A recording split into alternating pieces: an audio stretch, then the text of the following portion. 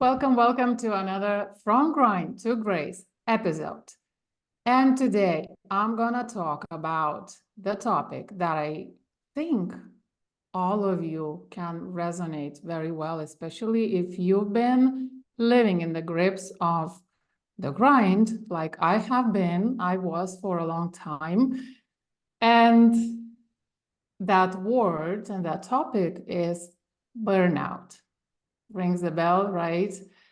So the question is, what exactly is it? How to recognize it? What causes it? And most importantly, how to get out of it for good, hopefully. So for which reason, I have an incredible guest on this episode. Her name is Paula. And very welcome, Paula. So I'll read the nice intro that you sent me. Paula helps highly sensitive and neurodivergent women to treat or prevent burnout and feel good again. She has recovered from a cycle of burnouts, and not only has she found inner peace, but lives life to the full without a fear of even burning out or getting overwhelmed as a neurodivergent person. Combining her own burnout experience with a background in psychology, yoga, and 19 years of mindfulness practices, Paula has developed a unique system that beats and prevents burnout by using a combination of science-backed and mindfulness tools. Love the description, love the topics, love the keywords like mindfulness and science and those kind of things. I pretty much resonate with everything and my own discoveries as well. So very welcome, looking forward, very excited about this conversation. Welcome to my show, Paula. Hi, Edita. Thank you so much for having me. I'm very excited about our conversation that we haven't planned at all. So it's going to be fun for us and I think everyone to see how it unfolds. I know, right? Like you said, we hadn't planned, but you know what? Like we met, we clicked, the energy started flowing, and that's the way I'm doing things right now. You know, still lots to learn, lots of bravery to embrace, I have to say, because sometimes it's kind of shaky, you know, when I'm about to post something, when I'm about to say something, a lot of things that I do now contradict, or the way I do things contradict what I used to do. So that's kind of like, oh, am I a weirdo or something, you know? But nonetheless, I'm very happy overall. So meeting you, I think, is part of that as well. And it felt good straight away. And I really appreciate that. You know, on top of that, for the audience, Paula is my fellow Lithuanian, which is nice as well. And just listen to this. Two Lithuanians speaking to each other in English, right? so freaking interesting, but it's also cool. And we both have just exchanged. We have similar backgrounds or challenge translating things, certain things and concepts to Lithuanian language because we both operate mostly in English, right? So that's kind of funny how, but just looking at your Facebook profile as well, and also, you know, you mentioning that you have your own story in relation to burnout and living in a cycle of burnout and coming out of it, right? So as you can imagine, and you're an entrepreneur as well, as you can imagine, it's a very hot topic for entrepreneurs. So I would like to hear a little bit more about your story, what happened, and then what happened then, and so on. Okay. So over to you. Sure. So my story is that I think was burning out at school, at university, at early career.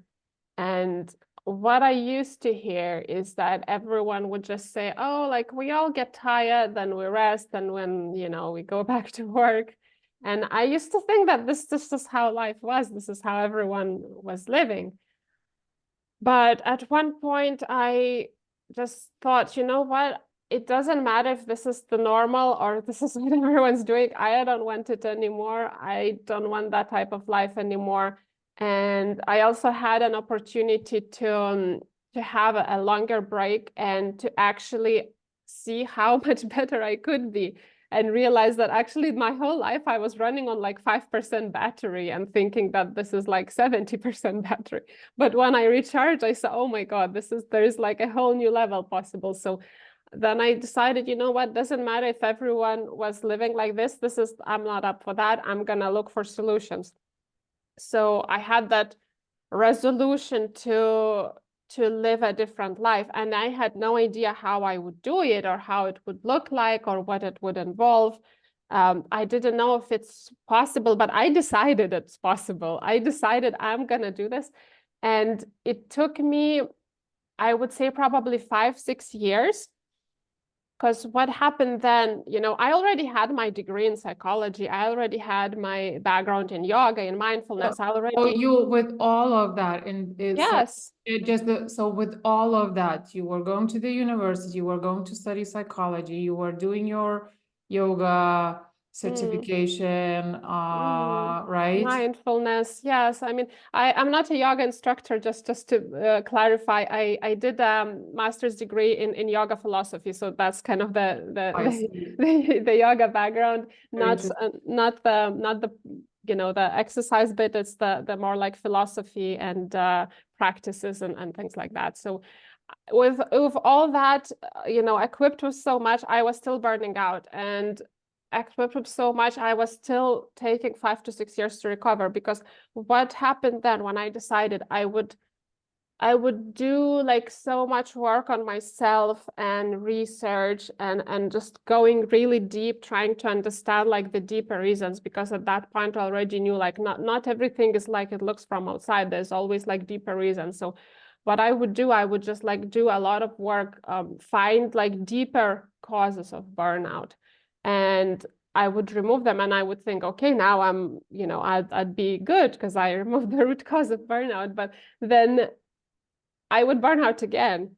and then I would find another root cause and another one. So it took me like 5-6 years of that process of going up and down again. And it was quite extreme, because I was really like, I went into it with a radical curiosity to really like go to the deep and the core and to really understand what's going on. I was like experimenting a lot with myself, with different practices, different tools, different techniques, doing a lot of research, a lot of studying neuroscience and things like that. So and even with all my background and even with like so much dedication, it still took me 5-6 years. So I know a lot of people actually are in recurring burnouts, then they go years and years and many years, and actually, most of their lives, because, there's so much actually to know and to understand in order to really achieve the complete wellness, especially if you are highly sensitive, neurodivergent, if you're, I don't know, an empath or any of those things. I don't know if people subscribe to those terms, but especially if you are one of those people, it can be really hard, because burnout is not just one thing. There's actually so many things under that. So this is really my story. It took me a lot of time and a lot of dedication and a lot of trial and error. And this is when I decided, like when I found that complete healing, and when I was already free from burnout for a few years, and I thought like, okay, I've done it, but so many other people are going through this and they don't have to, because I've done it, and I know the solution, and I have a system, I have a strategy, and I can help other people to get over it, so they don't have to go through that for years and years and years. Yeah, and I think it's the best when you have your own experience, especially when it's a roller coaster like that, where you actually kind of filter through different methods, modalities, you know, things like that.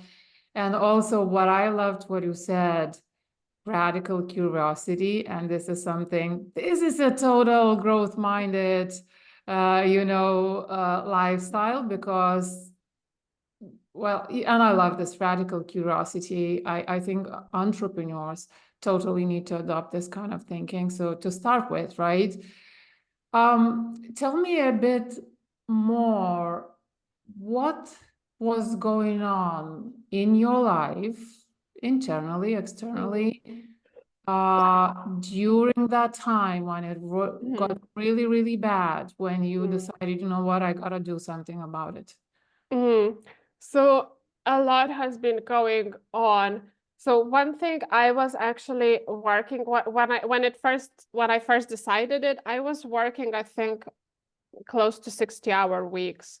And I enjoyed my job. Like I used to work with babies and I absolutely loved it. And I enjoyed it so much, and it was paying well, and it had meaning to it. So I thought like this is the perfect formula, you know, this is the job that everyone wants, that you enjoy, that pays well, that has purpose, that has meaning, that is just joyful. And you know, this is where I see a lot of people actually getting burned out as well. Was it back in Lithuania or No, it some? was in UK. I was in London. Right. I was in London. So I didn't realize, and I know this, a lot of people make that mistake, that if you love your job, this is great and you just do it. But actually, you still need rest. You still need to take care of yourself. It's still work. And on top of that, I was volunteering. So it wasn't working just 60-hour weeks. I was on top of that volunteering to do with yoga and mindfulness charity. So it's also like it had a lot of meaning and purpose, but I would never stop. I was always doing something and I had no rest. And you know, during my holidays, time off, I would volunteer or do something or create something. And this was, you know, part of the reason is that I never actually had breaks. But even when I, you know, started to reduce my workload, give up volunteering and have a bit more rest, I would still burn out. And this another mistake like that a lot of people make is you know, trying to change external circumstances. So at one point I actually changed career because I realized that, you know, working with children is just so draining and it tires you so much. So I changed careers. I went into doing data engineering, data analytics, working in an office or working from home. And there was initial relief. You know, I definitely like felt better because I didn't have to like run around all the time and it wasn't so draining. But soon I would burn out again. So this is a mistake a lot of people make, is they think that, you know, I would, you know, if my job is getting me burnt out, I would change my job, change my career. But a lot of people I see end up in the same situation. You know, they just change the circumstances and repeat the same scenario because, yes, some external circumstances might be contributing to your burnout, absolutely. But I talked to a lot of people who are burnt out, and I have to say, like 100% of cases, there are internal reasons and internal causes for burnout that no change of circumstances will fix. You know, And so what was that moment? What was going on for you in that moment when you said, you know, this is it, that's it, this is it. I need to do something. Was there a specific moment you can remember?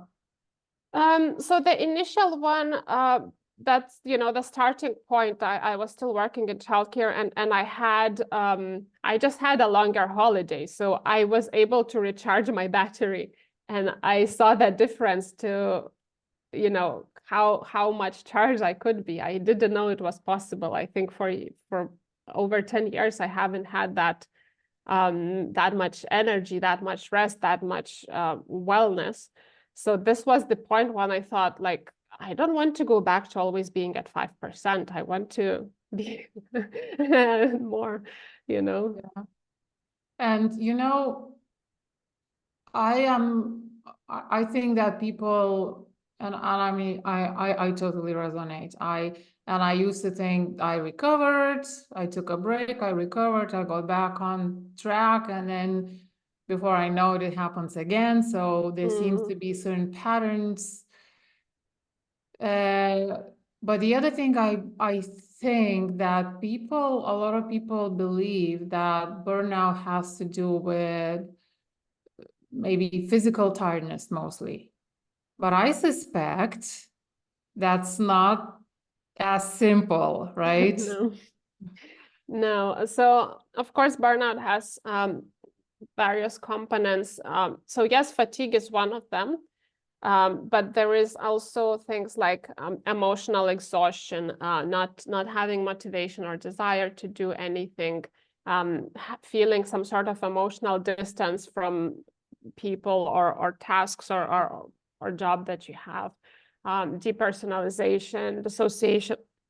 Excuse me. So there's definitely more to it. And some of the people I talk to who are burnt out, they are not exactly physically exhausted. Like they can go through the motions, they can do their tasks, but they just feel like depleted from the inside. They feel disconnected. They feel like, they can't, enjoy their activities as much as they used to.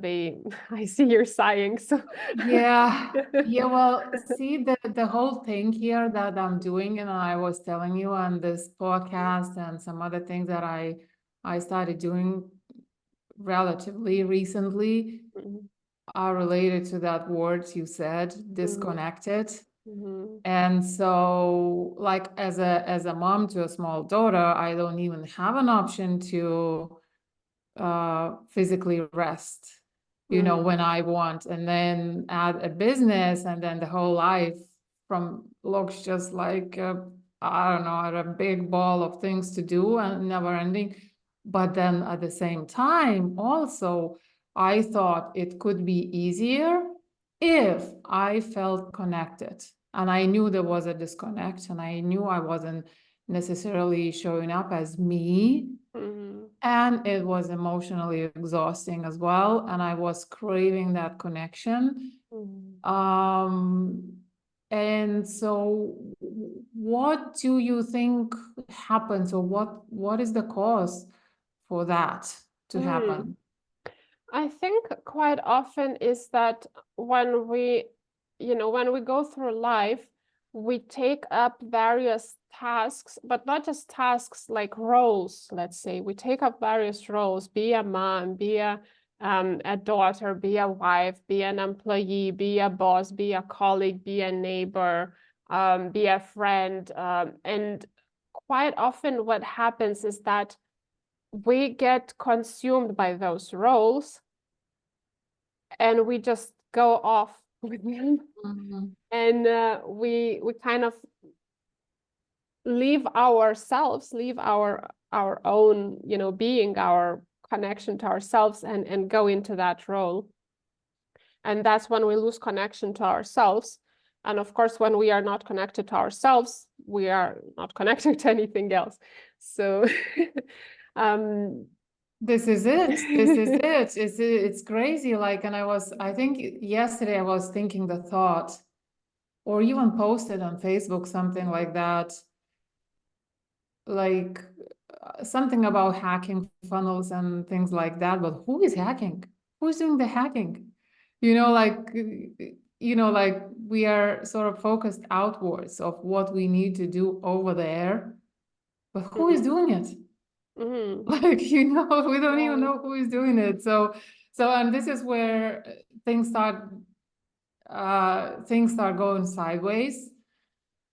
And I don't know if all people register that or not. I was registering that. I was aware of that because I had experience with mindfulness and meditation and stuff like that. I don't know if it's the same for everyone, but for me it was like agony to know that I'm disconnected and not being able to put my finger on wherever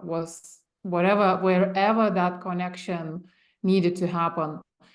And so a few things I realized, and let me know if you think the same or if you find the same when you work with your clients, that there's a lot of things that we bring from our childhood. There's a lot of things that we sort of learn to hide or to do differently because we sort of need to comply with someone else's rules or someone else's opinions, because otherwise we'll be either punished or misunderstood or separated or whatever. So, and then it keeps going that way. It keeps going that way. And on my business, I realized while I was on my business, I was affected a lot by that external so-called wisdom. Sometimes it's wisdom, sometimes it's not necessarily wisdom, or it's not necessarily useful, but I thought I needed to do things the way someone else was telling me to do. Strategies, methods, scripts, whatever. And so I was forgetting who I was even more. Do you think it can be one of those reasons, relying or depending on external knowledge and information instead of getting inside of you and really sensing what you are about? Yeah, so I think it's very related to what I said, is that, you kind of attach yourself to all those roles rather than being in your own being, really. So it's kind of exactly what you said. It's just different words, but yeah, it's taking up those roles is really taking up, like, often we do those roles because we believe that we have to, or how society thinks we have to be, or how someone else said we have to do. And quite often we just go off and do that and take up external agendas. Let's call it that. Exactly. And it's a lot of it is subconscious. A lot of it's subconscious, is to do, as you said, like with either what we've been brought up with, or sometimes a lot of subconscious limiting beliefs, fears are also created in our adult life, our experiences as adults as well. If we had an experience where something happened, like, we are going to be protecting ourselves from that, and we're going to be behaving all the time because of something happened in a certain way, not because we actually, this is actually what we want or how we are, but it's kind of trying to protect that wound or that scar, and acting that way because of the wounding, not because that's our authentic self. Yeah, so for me, because my whole entrepreneurship is related to marketing, and I'm on a marketing journey, so I've been learning a lot of strategies and methods, which is cool. Totally love it. Totally like the psychology behind it. But then at the same time, I was in that place where somebody was saying, gurus were telling me to do this thing, and I took it as a fact. Until I realized, you know what, that's created by humans. Of course, it's not a fact then, Tell me a little bit about how you are running your business, how you are marketing, selling your business. What are you following? Specific strategies? Are you following your intuition? What's going on? How do you do it?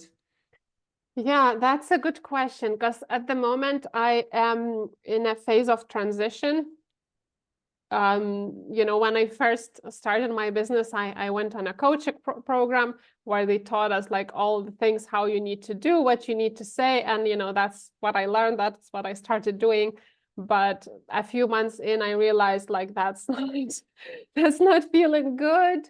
And it would bring some clients, but, like, it wasn't aligned to my style, to my human design, to my audience even.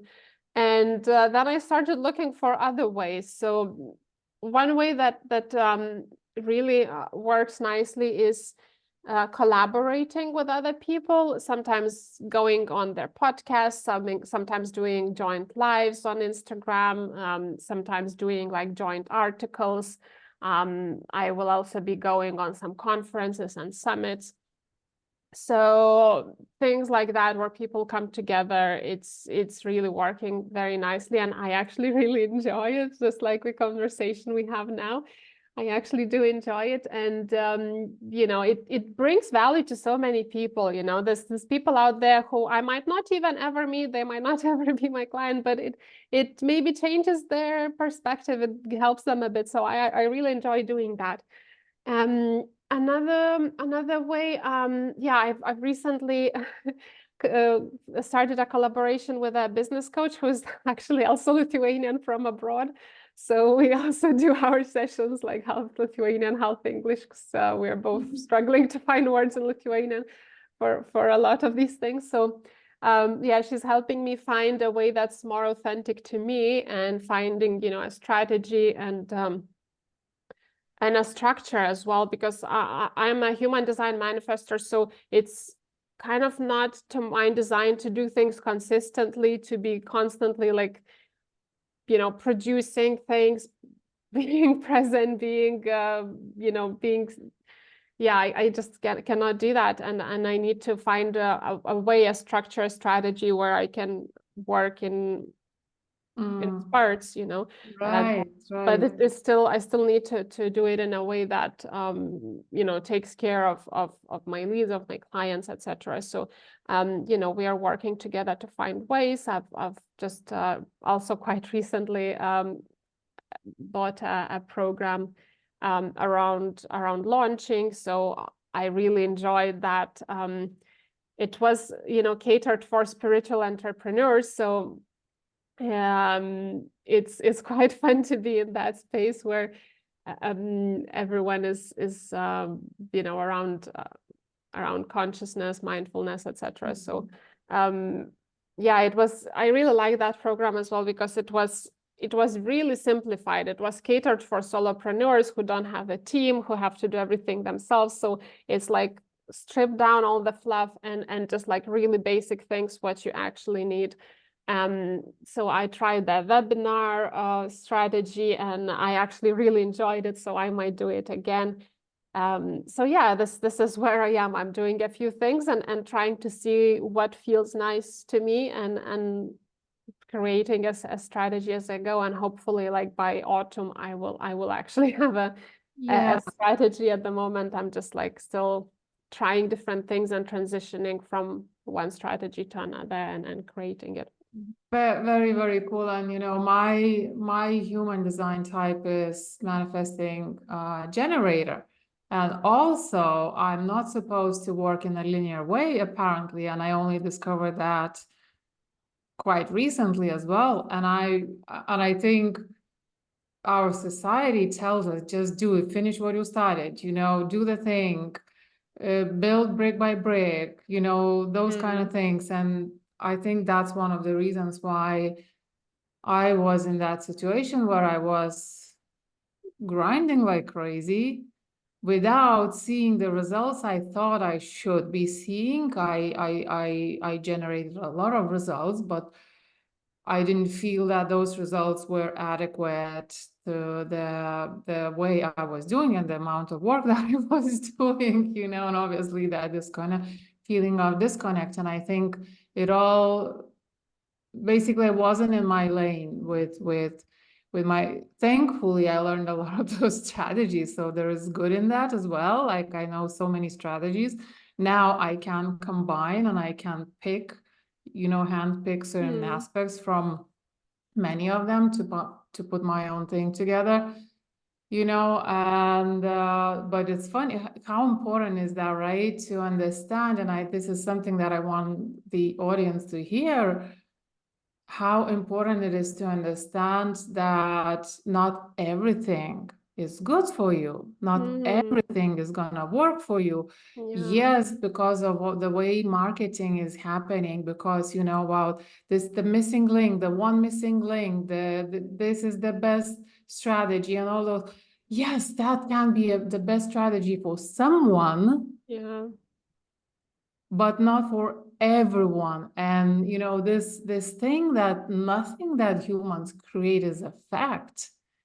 Yeah. I just want my audience to start questioning everything and embrace radical curiosity as well. As you said, I love that expression. Yeah, so I love hearing that you are actually experimenting, and I do believe that we do need some shape to our action anyway, Mm, right? yeah. Like so I'm saying energy first, Mm, energy, soul, call it whatever, yeah. something that comes from within Mm, goes first, and then I developed this. I thought about this analogy the other day. We wanna, like, the river flows and it's mm, beautiful and it's nice and it's fresh, but when we want to drink from the river, we still need to either make a scoop or mm, take a cup. We need to give it shape of some sort. To be yeah. able to Yeah. drink. You know. Yes. Yes. Yeah. Another beautiful analogy I really like is that on this planet, for anything to be born, you need to merge the masculine and the feminine energy. Mm, So be it, plants or animals or humans or business, you need like the feminine flow, inspiration and intuition, and you need the masculine strategy and plan and direction. So you love need to it. bring both together to birth something, right? Love it, love it. And thanks for sharing that. That's so true. So if can you elaborate a little bit more about the feminine energy, masculine energy, how our society is functioning now, how Mm, feminine energy is actually suppressed, and how even a lot of men these days are looking for that feminine side of things as well, because the pure masculine thing doesn't work for them either. mm. What are your findings and about that? Yeah, so this is a very interesting topic. I would say like this is I mean a lot of there's a lot of talk about it, and there is definitely I can share my opinion. I just need to say that like this is not my area of expertise. But what we see today is that the patriarchy that we have been living in for the past 5,000 years, it's not working anymore, and it's very much based on a toxic wounded masculine. And I think this is why one of the reason why we have a crisis of feminine masculine energy today, because what a lot of people have experienced as masculine energy, it has been toxic or wounded. It hasn't been healed, beautiful, pure divine masculine energy that it could be. So a lot of people, especially I think this is a problem for men, they go from they become more feminine because what they experience masculinity as is toxic and wounded, so they go the other way rather than finding the actual healed divine masculine. And for women is similar actually. Patriarchal system has forced a lot of women to act in a masculine way, career, entrepreneurship, whatever it is. A lot of women have been pushed to act in a masculine way, which is a big reason of why they are burning out, because this is not how we are meant to function as women. So then there is the awakening of the feminine energies, and trying to find the actual way to be in the feminine energy, in a beautiful healing flowing feminine energy. But again, because the patriarchy is still here, it's a bit hard to actually be truly that, because you still have to work, you still have to make money, you still have to and I think this is a lot of people are saying that a shift is happening, an awakening is happening. We are healing and fixing a lot of those things. So hopefully we'll get there soon. I think that's true. I can feel it. I can feel it, and I'm seeing signs of it all over the place. It's a long road to go, but it's happening. Back in the day when I got involved with meditation, meditation was still one of those things, woo-woo and whatever. Now it's a scientific fact. So I mean, it was back then as well, just looking at the timing, but it wasn't as widely known. But at the time already scientists were doing studies and measuring brain activity and, those kind of things. So, but now nobody can argue, about it, which is really, really cool. I'm really happy about it. I'm also happy that it's kind of spilling into the way we do entrepreneurship and the way even things are happening in the corporate world as well. Like I'm seeing signs of that, so that's really good news to me. So I would like to go back a little bit to the burnout topic, and how can we know that this is definitely burnout? This is, and the reason why I'm asking is many high achievers, they think that they are supposed to grind, they are supposed to push, they are supposed to push through various difficulties and make sacrifices, and they don't agree that, it's supposed to be that way, it's supposed to be hard, it's supposed to be this and that and whatever, and maybe sleepless nights and those kind of things, and they don't want to allow that thought to happen. You know what? I burned out. So how do we know? Well, I would say generally, like if you are having that question, you probably either are burnt out or at risk of burnout. People who are well, they don't have that question. It's interesting how, I talk to a lot of people in my work. So the most of people fall in two categories. This one category where it says, of course I've burnt out. Everyone's burnt out. Like, this is how life is. Like, everyone has been through it. Like, what a silly question. Why do you even ask that? And then there's the second group who's like, no, I've never burnt out. I'm completely fine. Never happened to me. My life is great, So I just want to say that, like, everything exists in this world. So and it's not, burnout is not like a default state. It's not a must, it's not a given, and it's absolutely possible not to be burnt out, even if you are an entrepreneur, even if you're a parent, even if you are neurodivergent, even if you have chronic health conditions. I've been most of those things, and I've burnt out and I recovered. It's absolutely possible to recover. It's absolutely possible to be well, even if you have all those circumstances. So how to know? Well, actually, I have created a very short evaluation, science-backed. So I will make sure Edita links it in the show notes. So people who are in doubt, they can go and take that survey. I think it's like 10 questions, takes you like 2 minutes. And you will have the score, you will know. It's very approximate, don't take it for granted, but it's a very approximate, so like where you might be. And when you finish the evaluation, you will also get some resources sent to your email that are exactly catered to where you are. So I think that might be a great way to answer this question if someone really has this question of what is this or where I am. Yeah, okay. And what would be the summer like?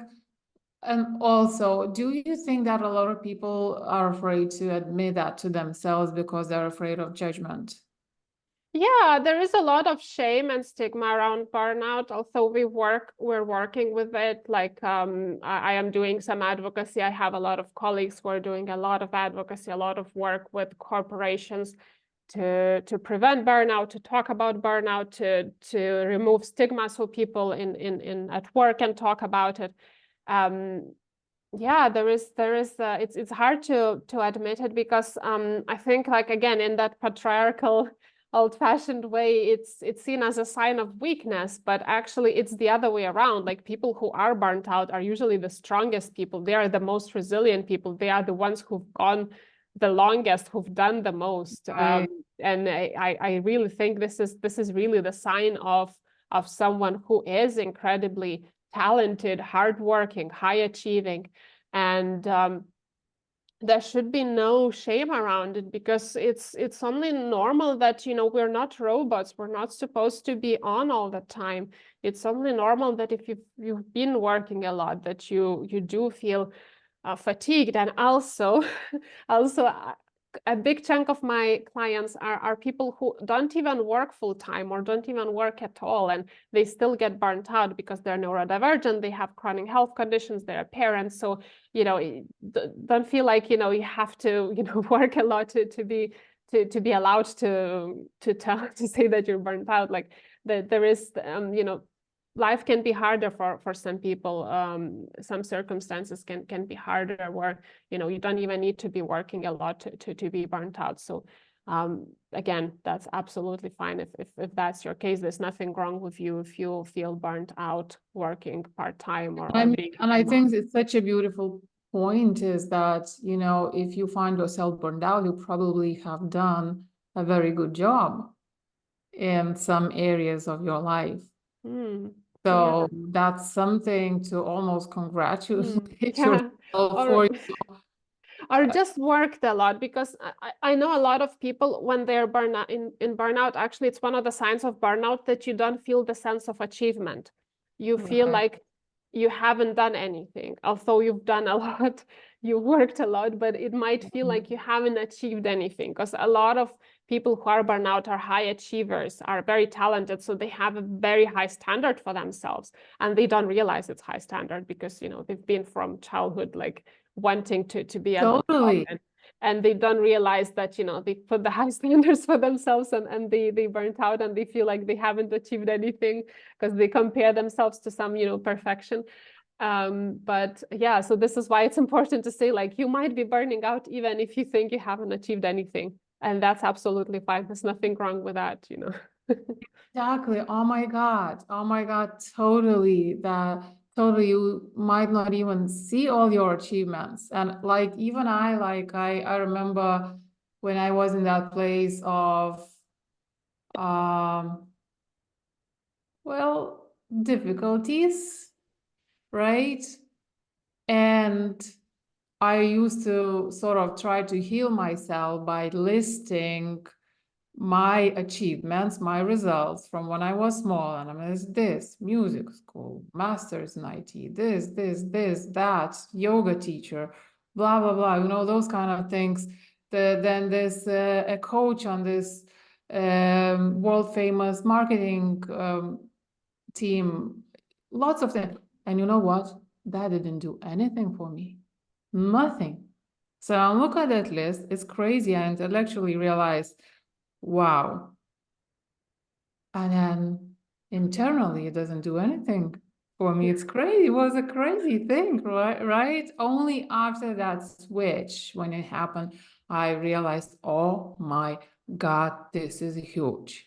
And I'm totally worth it. And I'm totally skillful. And I'm totally this and that and whatever.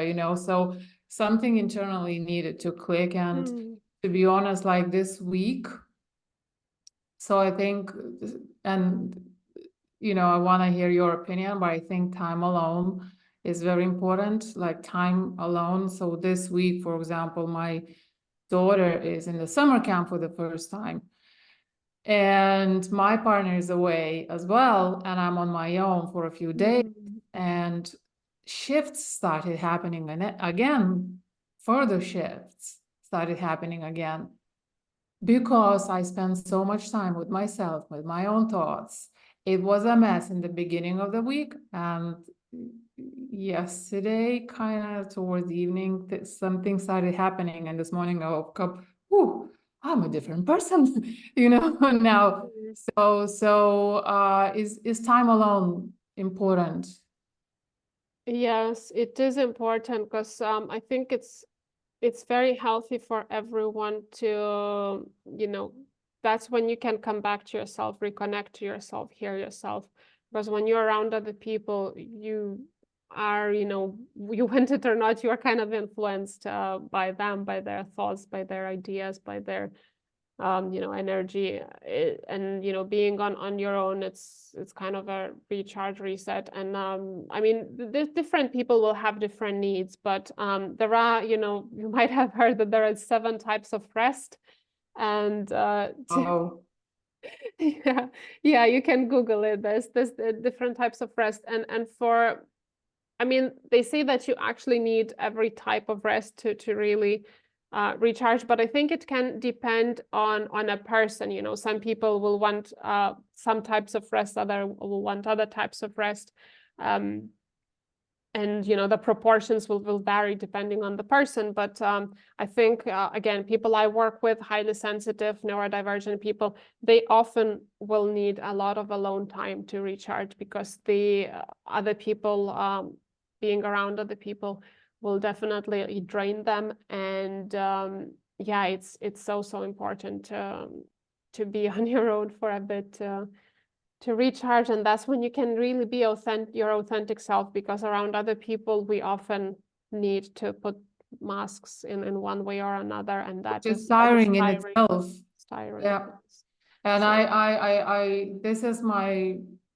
this is my biggest demon for a while before mm, showing up, knowing that I was not being my 100% self, but I needed to show up to run my business, to build audience, to blah, blah, sell, all these things. But I was suffering from the sense that I was not actually being myself. And I knew it somewhere here, near around me, whatever. I just didn't know how to connect with it. On top of that, I had so many other responsibilities, and I had zero, or so I thought, I had zero time for myself. I'm a mom, I'm this, I'm that, and whatever. There's never time for me.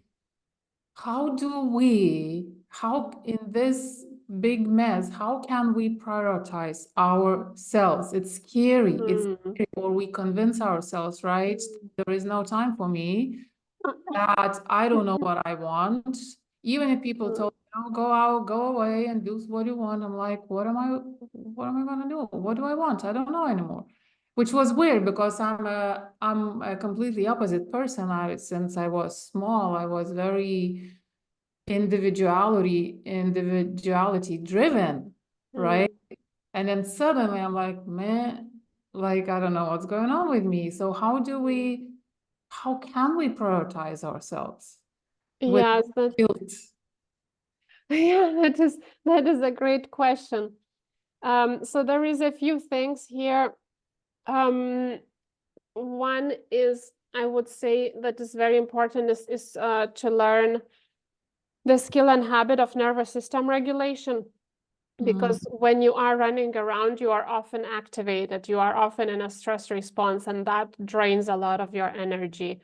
Um, and learning to regulate yourself and being calm, even if a lot is happening, this is going to give you back a lot of energy. Give me a couple of tips, or a tip, Yeah, how yeah, to do that. how to do that. Excuse me. So one very effective way is focus on the exhale and make exhale longer than the inhale, because if you might have heard about nervous system having the two branches, the stress response and rest, rest and digest. So inhale is activating stress response, exhale is activating rest and digest. So that's really, I'm really simplifying things here, because if I go into it, this is gonna be a whole new episode. Yeah, But yeah. so basically, when you make the exhale longer than the inhale, you activate the rest response and switch off the stress response. you can bring yourself back to balance. And this is something you can do when you're driving, when you're eating, when you're cooking, when you're around kids, when you're in a meeting. So Just let's say I'm in a difficult situation, there's something going on, and I notice I'm about to burst or about to get into that space where I'm out of control. Yeah. I catch that, right? Yes. Okay. Yes, so there is a saying, smell the flowers and blow the candles. So inhale, smelling the flowers. If you can, inhale in the stomach and then blow the candles. Oh, wow. I love it. It's such an easy and very pleasant way Yeah. to remember about it. Wow. Yes. And you do it a few times, you don't need to think about counting about anything. Just like make sure the exhale is longer, it's slow, it's soft. And yes, that will activate your rest response and will help you focus. And actually, I have to say that people who are often active and stressing a lot, it's hard for them to remember to do that. They remember it after. So it's okay, because this is a habit that you can build. First you notice it after, then you notice it in time, but will find it hard to do it. Then with time, you will be able to do it in time, and maybe even do it before you see the stress coming on, so you can stay calm throughout. So it is a skill, and it is a habit that takes time to build. So I totally know what you're saying. At some point in my life, when I have a slip disc, so I have to do a lot of work with my back, and that involves training my abs as well. And I remember at some point in my life, a few years ago, I decided to sort of contract and use my abs in various situations. For example, standing up or carrying heavy things or things like that. And it's so easier to you think you carry something in your hand, but when you use your abs, it makes it so easier, So anyway, so I remember that exact path that you just told me about. I get up from bed in the morning, and just after I get up, I stand up. I'm like, oh, I need to do that. And I had a few days of that, and then like on day 5 or whatever it was, I can't remember. I remembered to do that before I was standing up.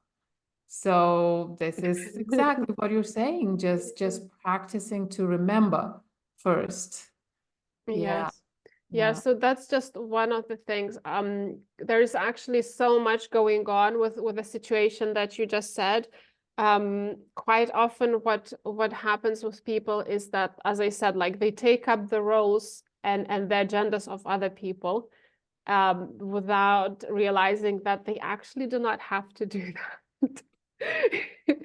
And it's really hard to unpack because it's subconscious. And we all have blind spots. I work with people in burnout. So I work with a lot of people who are very busy, who have not a second in their schedule. But when we look at it together, when we work through it together, we always find things they can reduce or remove or delegate.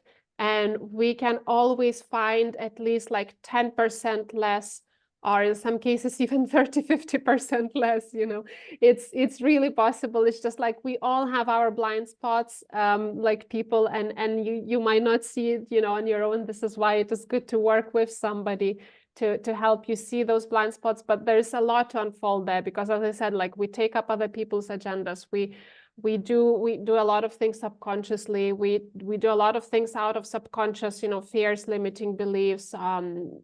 There's a lot going on there. So there's many reasons why person might be in that situation, and there's many ways to make it easier and better. Wow, that's very useful. And I'm officially diagnosed as people pleaser. I did a test. I'm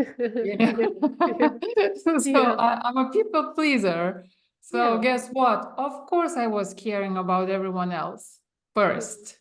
So when I see those posts now on Facebook time to time, what would you tell 20-year-old self? Whatever. And I'm like, always love yourself first.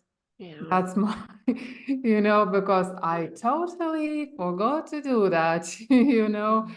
And so that affects then everything, the entrepreneurship journey, the home life, relationships.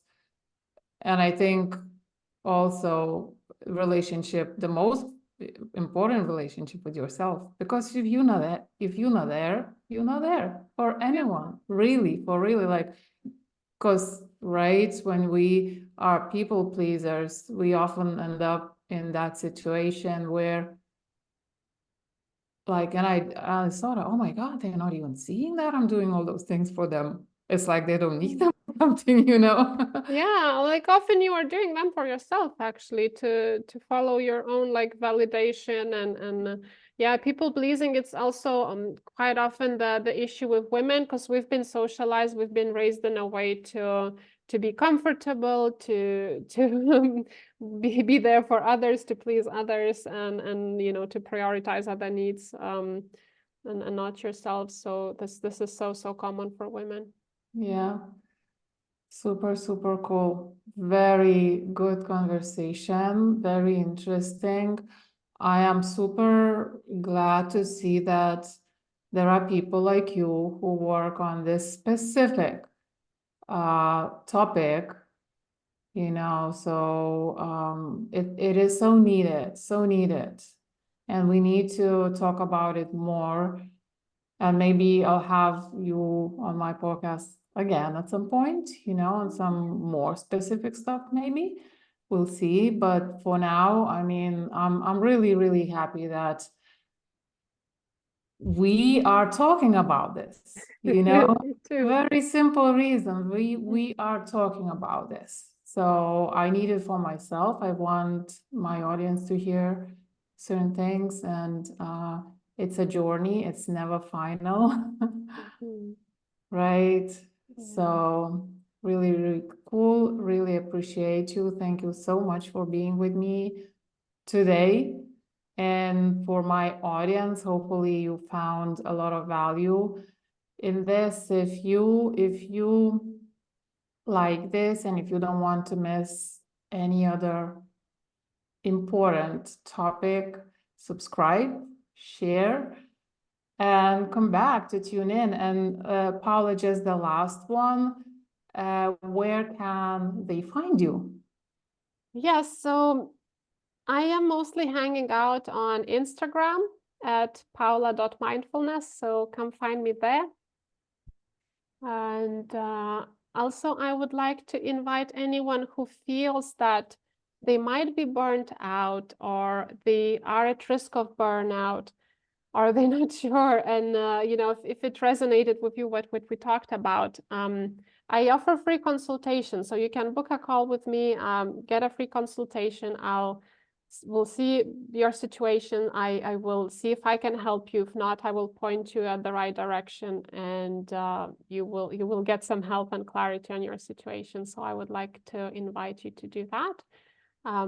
Hopefully Edita will put a link for the consultation. I will put the links in the show notes for sure. And I invite everyone to at least follow and get on a call for a conversation to find out, to like embrace radical curiosity, to find out more about yourself, because my belief is that if you don't sort these things out, you're not doing any good for yourself, and you're not showing up as powerfully as you could, which is one big topic for my podcast, how to show up in the most powerful way.